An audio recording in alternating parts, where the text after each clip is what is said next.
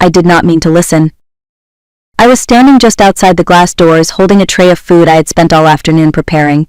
The grill was still hot. The plates were warm in my hands. This was Adam's weekly dinner. His friends, his space, or at least that was how he described it. Then I heard him laugh. Not the casual laugh he used with me, but the loud, confident one he saved for other men. The kind that fills a room and demands approval. I doubt this joke of a marriage will survive another year, Adam said. She's nowhere near my level anymore. The words landed before I could move. Inside the backyard, his friends leaned back in their chairs, glasses raised. Someone clapped. Someone laughed harder than the rest. I saw nods, agreement, pride.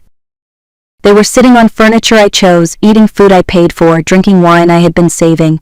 And they were celebrating my replacement? For a few seconds, I stayed perfectly still. My body felt frozen, but my mind was painfully clear. I watched Adam accept their approval like a reward. I watched him glow as if he had finally said something brave instead of cruel. No one noticed me yet. That was the part that hurt most, not just the insult but how comfortably it lived in the room. This was not a slip. This was rehearsed, repeated, validated. I realized then that this was not about a bad night or a careless comment. This was how he spoke when he believed I was not listening. This was who he was when he thought he was safe. I set the tray down quietly. I did not cry. I did not interrupt. I did not storm in demanding explanations. I simply stood there long enough to understand one thing. This marriage was already over. The only question left was how long I was willing to pretend I did not know it. Before that night, people often described me as lucky. Lucky to have a successful company. Lucky to have a husband who was charming in public. Lucky to live the life everyone assumed was easy. What they never saw was how carefully I made myself smaller. I built my business from freelance work at a kitchen table, long before Adam ever talked about being an entrepreneur. When the company started growing, I handled the contracts, the clients, the late nights. Adam handled the stories, the ideas, the dreams that never quite made it past the talking stage. Every time one of his ventures failed, I absorbed the loss quietly. I told myself marriage meant patience. I told myself support was love. I told myself success was something we shared, even when I was the only one earning it. When my income surpassed his, I stopped mentioning numbers. When clients praised my work, I redirected credit. When he joked about being the visionary, I smiled and let him have it. Because protecting his ego felt easier than confronting the truth. I became the calm one. The reasonable one. The one who kept things running while pretending not to notice that the balance was gone. Friends would say, "You're such a strong couple." What they meant was I was strong enough for both of us. And I accepted that role without question. Until the night I heard my marriage described as a joke. Standing outside those doors, I understood something with terrifying clarity. I had not been unlucky in love. I had been loyal to someone who quietly resented the life I built. And once I saw that, there was no going back. I did not rehearse what I was about to say. There was no dramatic build-up, no speech forming in my head, just a calm certainty settling into my chest as I pushed the glass door open. The laughter stopped instantly. Adam turned toward me first, his smile still half-formed, frozen in the space between confidence and shock. His friends followed, eyes darting, glasses lowering, bodies stiffening like children caught doing something they knew was wrong. I stepped inside and set the tray down on the table. "Why wait a year?" I said, my voice steady, almost polite. "Let's end it tonight." No one spoke. Adam opened his mouth, then closed it again. The version of him that knew how to talk his way out of anything suddenly had nothing prepared. I did not accuse. I did not ask questions. I did not demand an explanation I already had. "I wouldn't want you trapped in a marriage you clearly don't respect," I continued, "especially with someone so far beneath your level." One of his friends looked down at the ground. Another pretended to check his phone. The approval they had been so generous with seconds earlier vanished. Adam finally found his voice. "Elena, we were just talking. You took it out of context." I shook my head once. "This is the context," I said. "This is who you are when you think I'm not listening." Then I turned and walked back inside the house. I did not wait for him to follow. I did not stay to watch his friends scatter. I did not look back to see if regret had finally reached his face. For the first time in years, I did not stay to manage his emotions. I had said the sentence that mattered. Everything after that was just logistics. I went straight to the bedroom. Not the guest room, not the couch, the room that still held the illusion of us. I pulled my suitcase from the closet and laid it open on the bed. The movements felt almost mechanical, like muscle memory from a life I did not remember training for. I packed what mattered. Work clothes first. The blazers I wore to meetings he never attended. The laptop bag that held my entire professional life. Jewelry I bought myself after major deals, each piece a quiet celebration I never announced. I skipped the things tied to memories. Those could stay behind. I was not running. I was separating. Adam appeared in the doorway, breath uneven, hair no longer perfectly styled. "Elena, please," he said. "Let's talk about this." "There's nothing to talk about," I replied without turning around. "You already did the talking." He tried to step closer. "You're overreacting. It was just words, guy talk." I zipped the suitcase closed and finally faced him. "You didn't joke about leaving," I said. "You joked about replacing me." The room fell quiet again. "I know about the lawyer," I continued. "I know about the account you opened without telling me, and I know you've been telling people I'm difficult to work with." His face drained of color. "How do you know that?" "Because I had been paying attention longer than he thought." I lifted the suitcase from the bed. "I'm not leaving because you embarrassed me," I said.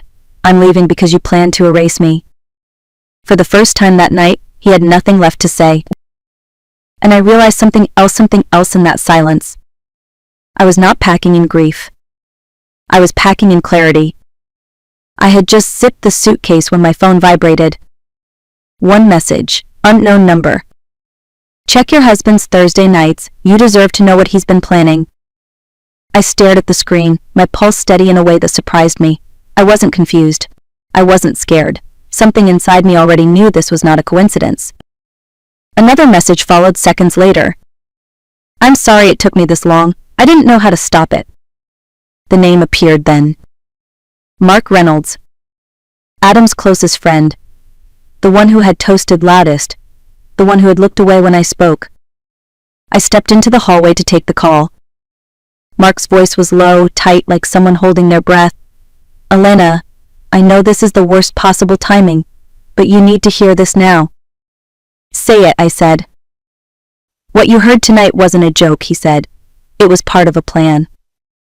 The word plan landed hard. For months, he continued, those Thursday nights weren't dinners, they were strategy meetings. "Adam's been documenting everything you do, emails, late nights, decisions. He's building a case." "A case for what?" I asked, already knowing the answer. "To make you look unstable," Mark said, "so he can take control of the company and walk away clean." The hallway felt suddenly too quiet. "I have proof," he added, "messages, notes, screenshots. I couldn't sit with it anymore." I closed my eyes for a moment. This wasn't betrayal anymore. This was a campaign. And for the first time that night, I understood something clearly. Ending the marriage was only the beginning. We met the next morning in a quiet cafe across town. Mark arrived early, already seated, his coffee untouched. He looked smaller than he had the night before, like the confidence he wore so easily around Adam had finally cracked. "There's a name for it," he said before I could sit down. "Adam called it Project Smokescreen." I didn't react. I just waited. "He said if he controlled the story, he could control the outcome," Mark continued. "That if people believed you were unstable, emotional, difficult, no one would question why he took over." He slid his phone across the table. Messages filled the screen. Group chats, long threads, Adam's words unmistakable. "Document everything. Frame it as concern. Let her think she's overreacting. If she gets angry, that helps us." My stomach tightened, but my hands stayed steady. "They planned it like a business launch," Mark said quietly. "Roles, timelines, talking points. Every Thursday night, Adam would update us, what you said that week, how you looked in meetings, who noticed you working late." I scrolled further. Notes about my tone in emails. Photos taken through office windows. Conversations rewritten to sound threatening or erratic. "He said you were changing," Mark added. "That success had gone to your head. that you needed to be managed before you destroyed everything. I looked up at him. And you believed him? At first I thought he was venting, he admitted. Then it became clear he wasn't angry. He was methodical. My coffee went cold between us. He wanted to leave you, Mark said, but not empty-handed. He wanted the company, the reputation, the sympathy. He wanted to walk away looking like the reasonable one. I leaned back in my chair, breathing slowly. This wasn't cruelty born from emotion. This was calculation. And the others? I asked. They followed, Mark said, because it was easier than calling him out, because no one wants to believe their friend is capable of something this ugly. I stood, picking up my bag. Send me everything, I said. Every message, every note. As I walked out, one truth settled firmly in place. Adam hadn't underestimated me. He had mistaken my silence for weakness. And that was about to cost him everything. That afternoon, Mark sent the files. Dozens of them. I opened the first folder and immediately understood how deep this went. Legal documents, registration forms, a newly created company with a name just close enough to mine to cause confusion. Same industry, same language, same promises. Adam had been building a shadow version of my business. He said it was a backup plan, Mark explained over the phone, in case you didn't cooperate. Didn't cooperate, as if I were an obstacle instead of the foundation.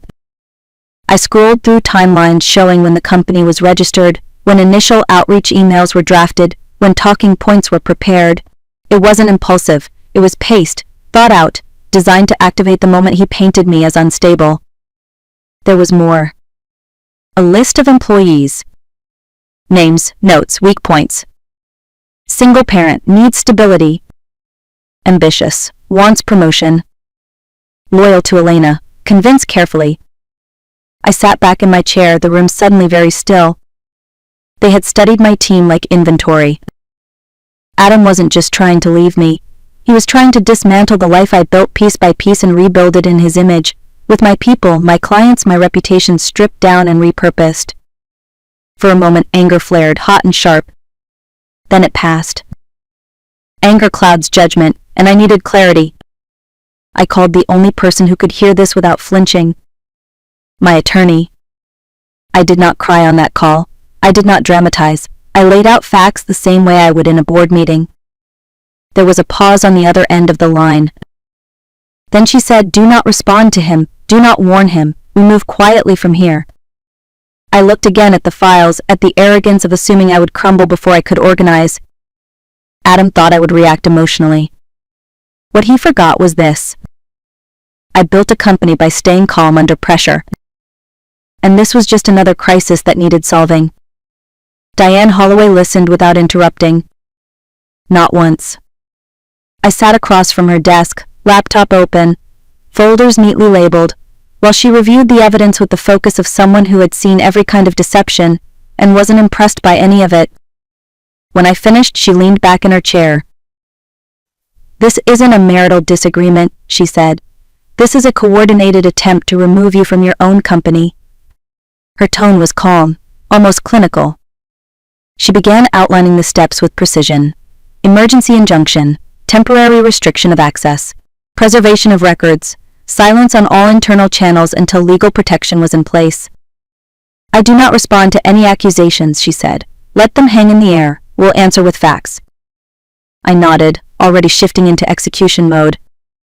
"Your husband believes emotional pressure will make you slip," Diane continued. "Men like this depend on reactions. You're not going to give him one." Before I left her office, she stopped me. "One more thing," she said. "People like your husband rarely act alone. Once pressure is applied, others will start talking." She was right. That night, my phone lit up with messages from numbers I hadn't heard from in years. Apologies wrapped in explanations, half confessions, quiet warnings. The silence around Adam was breaking. And while he was busy crafting narratives, I was doing what I had always done best. Preparing. Because the next move would not happen in a courtroom or a bedroom. It would happen in a boardroom. That night, I stayed alone in a hotel room downtown. The room was quiet in a way my house had never been. No voices, no tension hiding behind politeness. just silence and city lights outside the window. For the first time since everything began, the weight of it all finally hit me. I sat on the edge of the bed, still in my work clothes, staring at nothing. My hands trembled, not from fear but from exhaustion. 12 years of carrying more than my share had caught up with me in a single evening. I cried then, not loudly, not dramatically, just enough to let the pressure release. I cried for the version of myself who had confused loyalty with self-erasure. For the nights I worked late while telling myself his resentment was temporary. For every time I softened my success so he could feel taller. When the tears stopped, something else took their place. Focus. I opened my laptop and began preparing for the morning. Slides, timelines, revenue breakdowns. Every fact clean and undeniable. This was not about revenge. This was about truth. By midnight, the room looked less like a hotel and more like a command center. Notes spread across the desk. Files synced and backed up twice. Adam thought the next day would be about controlling the story. He was wrong. It was going to be about ending it.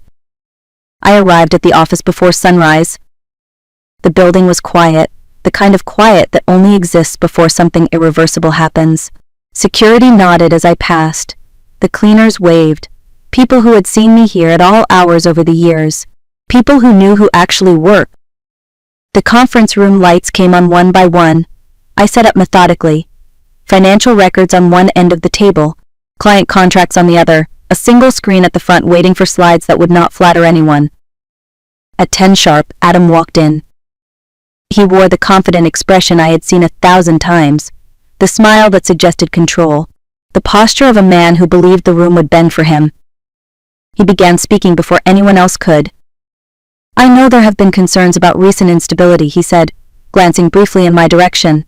"I want to reassure the board that I am taking steps to protect the company." That was when Diane stood. "We will not be discussing opinions," she said calmly. "We will be discussing evidence." The air shifted. I stood next and turned on the screen. The first slide appeared. Messages, dates, his words. "Document everything. Frame it as concern.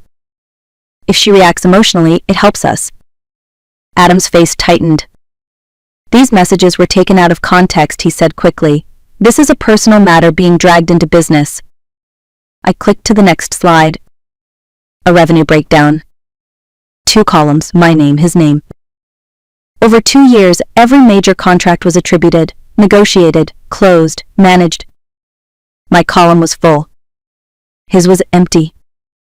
A board member leaned forward. "Adam," she asked, "can you identify a single account you personally secured during this period?" He opened his mouth. Nothing came out. I moved to the next slide. Client testimonials, emails praising leadership, strategy, execution, everyone addressed to me. Several mentioned tolerating Adam's presence only out of courtesy. The room grew colder. Then the final slide. The registration documents for the shadow company. Same market, similar name, planned outreach timelines. "This," I said evenly, "was designed to activate once I was discredited." Adam stood abruptly. "This is a misunderstanding. Mark had his own agenda. You all know how emotional Elena can be." That was his mistake. One of the clients spoke then, calm, measured. "We have never considered Adam a decision maker," he said. "Elena is this company." Silence. The kind that swallows arguments whole. Adam sat back down slowly, his confidence gone, replaced by calculation that came too late. Diane closed her folder. "The board has everything it needs," she said. And in that moment, the story Adam had spent months writing collapsed under the weight of the truth. Not with shouting, not with drama, but with facts he could not outrun. Once the board meeting ended, the silence did not return. It cracked. Within hours, my phone filled with messages I never expected to receive, not from Adam, but from the people around him, wives, girlfriends, business acquaintances who had sat quietly in rooms where plans were made. One message came from Laura, the wife of one of Adam's closest friends. She wrote, "I've been listening to him come home and brag for months. I started recording because something felt wrong." She sent audio files, laughter, detailed explanations of how they planned to frame me. How confident Adam sounded describing my supposed breakdown. Another message followed from Emily, a woman I had met only twice at dinner parties. She attached screenshots, draft emails, lists of clients with notes about who would be easiest to manipulate, employees reduced to bullet points and vulnerabilities. It became clear this was not just about my marriage. It was a pattern. Men coaching each other on how to stay in control while appearing reasonable, teaching manipulation as strategy, calling it leadership. Diane reviewed the new evidence without emotion. This moves beyond civil disputes, she said. This becomes intent. And intent changes everything. I did not feel triumphant. I felt steady. Because when truth finally surfaces, it rarely arrives all at once. It comes in waves, carried by people who are tired of being quiet. Adam had built his plan in private. It was unraveling in public. And there was no way to stop it now. The divorce was finalized months later on a gray morning that felt quieter than I expected. No raised voices, no accusations, no last attempts to rewrite the past. Adam sat across from me at the table, smaller somehow. The confidence that once filled every room was gone, replaced by a tension he could not hide. He did not look at me when the papers were placed in front of him. Diane reviewed the terms one final time. I retained full ownership of the company. The house. All intellectual property. There would be no alimony, no future claims. A strict non-compete clause that would keep him far away from the industry he tried to steal. Adam's lawyer said nothing. There was nothing left to negotiate. When it came time to sign, Adam hesitated. I never meant for it to go this far, he said quietly. I met his eyes for the first time that day. You planned for it to go exactly this far, I replied. You just didn't expect to lose. He nodded once and signed. As he stood to leave, he whispered an apology. It sounded rehearsed, late, weightless. I did not respond. Because the real closure did not come from words. It came from walking out of that room with my name intact, my work protected, and my future finally my own. Life did not magically become easy after the divorce. It became clear. The company stabilized faster than anyone expected. Decisions that once took days now took minutes. Meetings ended on time. The tension that had lived quietly in the background was gone, and in its place was momentum. Clients noticed, so did the team. Without Adam's interference, projects moved forward cleanly. New contracts came in. Opportunities I had once postponed out of consideration were suddenly possible again. But the most unexpected change came through my inbox. Messages from women I had never met. They wrote about overhearing similar conversations, about being slowly painted as difficult, emotional, unstable, about shrinking themselves to keep peace with men who quietly resented their competence. They didn't thank me for revenge. They thanked me for clarity. One message stayed with me. I thought I was crazy until I heard your story. Now I know I was being managed, not loved. Adam sent a letter during that time, 3 pages long, apologetic in tone, defensive in substance. Even in regret, he claimed shared credit for my success. I read it once. Then I filed it away and locked the drawer. Not out of anger, but as a reminder. Some people stand in the ruins of what they destroyed and still believe they deserve a share of what survived. I no longer needed to explain myself. I was busy building again. I saw him months later in a grocery store on a quiet weekday afternoon. He stood in the aisle comparing prices, shoulders slightly hunched, the confidence that once announced him gone. His clothes were ordinary, unremarkable. He looked like someone trying not to be noticed. For a moment our eyes met. I recognized the hesitation immediately, the instinct to approach, to explain, to reclaim a version of himself that no longer existed. He took one step toward me, then stopped. Not because I looked angry. Because I didn't look at him at all. I returned my attention to the shelf in front of me, reading labels, making a decision, continuing my day. The same calm focus I used in meetings, the same indifference reserved for problems already solved. Out of the corner of my eye, I saw him abandon his cart and turn away. Fast. As if staying any longer would force him to face something he could not undo. I did not feel satisfaction. I felt free. Because the opposite of love is not hate. It is irrelevance. And in that aisle, under fluorescent lights and ordinary choices, I understood the final truth. The real power was never in proving my worth. It was in no longer needing him to see it. For a long time I thought revenge meant watching someone fall. I was wrong. Revenge is not destruction. It is separation. It is the moment you stop arguing with someone who has already decided not to see you clearly. Adam did not lose because I exposed him. He lost because I stopped carrying him. I did not win by shouting or humiliating him. I won by telling the truth once, protecting my work, and walking forward without dragging his ego behind me. If there is one thing I want you to take from this story, it is this. Pay attention to patterns, not promises. Listen to how someone talks about you when they think you are not listening. And never confuse silence with peace. If this story felt familiar, you are not alone. Too many people are taught to shrink in order to be loved. Too many are told that endurance is the same as loyalty. It is not. If Elena's journey resonated with you, take a moment to like this video, share it with someone who might need to hear it, and tell me in the comments which moment stayed with you the longest. Subscribe to The Art of Revenge for more real stories about strength, boundaries, and quiet justice. Because the most powerful ending is not revenge.